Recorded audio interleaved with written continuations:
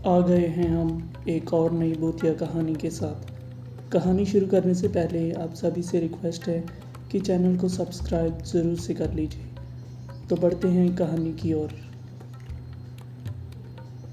आज की हमारी कहानी है भूतिया पेड़। रौनकपुर नाम के एक शहर में राजा रौनक सिंह का राज हुआ करता था।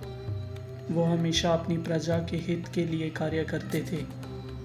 वहाँ की प्रजा बहुत खुश रहती थी। एक दिन गिर्द आकाश में भूतिया पेड़ के बीज लेकर उड़ रहा था। जैसे ही गिर्द रौनकपुर पहुँचा तो उसके मुंह से एकदम बीज रौनकपुर के बीचों बीच गिर गया।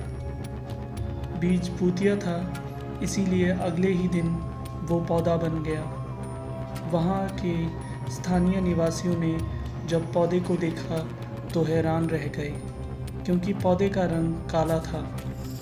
बाद में लोगों ने आपस में चर्चा की और यह समझा कि खेत में उगने वाला कोई घास पात या वनस्पति होगी। दूसरे दिन वो पौधा काफ़ी बड़ा हो गया। लोगों को और ज़्यादा दुविधा हुई कि एक दिन में ये पौधा इतना बड़ा कैसे हो गया। होते होते वो पौधा तीसरे दिन पेड़ बन गया। समय बीता और लोग भी तेज़ी से बढ़ने वाले पौधे के बारे में सोच कर परेशान हो रहे थे। वो इस मामले को राजा के पास लेकर गए। ऐसे जादुई पौधे का पता चलते ही राजा तुरंत उस जगह पर पहुंच गए। राजा को जैसे ही पता चला कि एक काले रंग का पौधा 3 दिन में पेड़ बना है तो वो भी उस पेड़ को हैरानी से देखने लगे। राजा उस पेड़ के पास चौथे दिन पहुंचे थे और तब तक पेड़ और तेज़ी से बढ़ चुका था। वो इतनी तेज़ी से फैला था कि किसी को यकीन नहीं हो रहा था। राजा समझ गए थे कि इसका रंग काला है, इसमें ज़रूर कुछ टोना जादू होगा। इसी सोच के साथ राजा ने घोषणा कर दी कि जो भी इस पेड़ को ख़त्म करेगा उसे वो इनाम के तौर पर 1000 सोने के सिक्के देंगे। यही नहीं, राजा ने यहाँ तक कहा कि पेड़ को ख़त्म करने वाला व्यक्ति मेरी मृत्यु के बाद मेरी राजगद्दी पाने का हकदार भी होगा। इतनी बड़ी घोषणा सुनने के बाद हर कोई पेड़ ख़त्म करने के लिए अपना दिमाग लगाने लगा। राजा के सारे चतुर मंत्रियों ने भी तरकीब लगाई, लेकिन पेड़ को कोई भी नष्ट नहीं कर पाया। किसी ने पेड़ के आसपास आग लगवाई तो एक मंत्री ने उस भूतिया पेड़ को हाथियों तक से खिंचवाया, लेकिन पेड़ को कुछ भी नहीं हुआ। अब लोगों के मन में डर बैठ गया और उन्हें लगा कि पक्का यह ऐसा वैसा नहीं बल्कि भूतिया पेड़ है।